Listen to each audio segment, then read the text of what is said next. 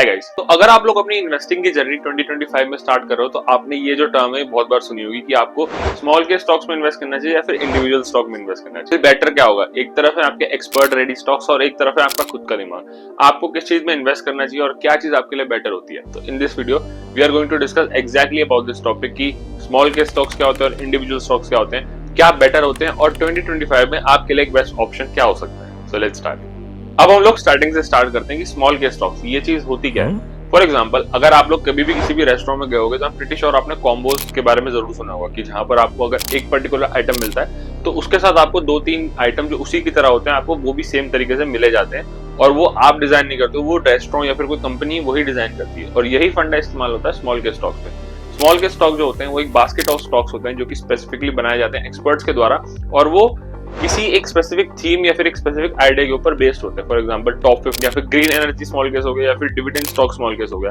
तो इस टाइप के जो छोटे छोटे जो बास्केट्स हैं उनको हम स्मॉल केस स्टॉक कहते हैं। छोटे छोटे बेनिफिट जैसे लॉन्ग टर्म सर्टेनिटी और लेस रिस्क और लेस रिसर्च जैसे जो बेनिफिट्स हैं वो हमको स्मॉल केस में दिखाई देते हैं। वेयरएज अगर आप इंडिविजुअली स्टॉक पिक करते हो तो उसमें बड़े बड़े स्टॉक्स या फिर हाई ग्रोथ स्टॉक्स हो गए जैसे रिलायंस, टीसीएस या फिर एचडीएफसी बैंक, आपको इस सिचुएशन में सारे स्टॉक्स को इंडिविजुअली पिक करना पड़ता है। अब इसमें जो सबसे ज्यादा आपको एफर्ट लगाने पड़ते हैं वो लगाने पड़ते हैं। सबसे पहले तो आपको न्यूज समझनी पड़ती है मार्केट की, आपको मार्केट सेंटीमेंट समझने पड़ते हैं और मार्केट में क्या इस समय चल रहा है, मार्केट में ट्रेंडिंग क्या चल रहा है और प्राइस क्या कह रहा है, आपको ये सारे एफर्ट इसमें करने पड़ते हैं। अगर इसमें इतने सारे एफर्ट है तो इसमें आपको सबसे बड़ा एडवांटेज मिलता है जो आपको स्मॉल केस में नहीं मिलता, and that is full control. अब स्मॉल केस में क्या होता है, आपको वही खरीदना पड़ेगा जो एक्सपर्ट्स ने आपके लिए बनाया है। आप अलग से स्पेसिफिकली कुछ उनमें मैनुअली एडजस्टमेंट नहीं कर सकते। वेयर अगर आप इंडिविजुअली स्टॉक्स खरीदते हो तो उसमें आप डेफिनेटली मैनुअली एडजस्ट कर सकते हो क्योंकि उसमें आप ही सारे स्टॉक्स को पिक कर रहे हो, आपके लिए कोई स्पेसिफिक इंसान या फिर एक्सपर्ट पिक नहीं कर रहा है। तो अब हम जल्दी से प्रोज और कॉन्स की बात करते हैं कि किसका क्या प्रो है और किसका क्या कॉन है। अगर हम टाइम की बात करें तो स्मॉल केस में जो टाइम है वो कम लगता है और इंडिविजुअल में ज्यादा लगता है। अगर हम रिसर्च की बात करें तो वो स्मॉल केस में बहुत कम लगती है मगर इंडिविजुअल में आपको बहुत ज्यादा रिसर्च करनी पड़ती है। मगर अगर हम फीस की बात करते हैं तो जो स्मॉल केस होते हैं उसमें आपकी ब्रोकरेज चार्जेस तो लगती है, प्लस उसमें आपका जो एक्सपर्ट्स ने बनाया है तो उसका जो स्मॉल केस चार्ज होता है वो अलग से लगता है। वेयर अगर आप इंडिविजुअली पिक करते हो तो आपको ऐसे कोई स्पेसिफिक चार्ज नहीं देना पड़ता, आपको सिर्फ ब्रोकरेज चार्ज देना पड़ता है।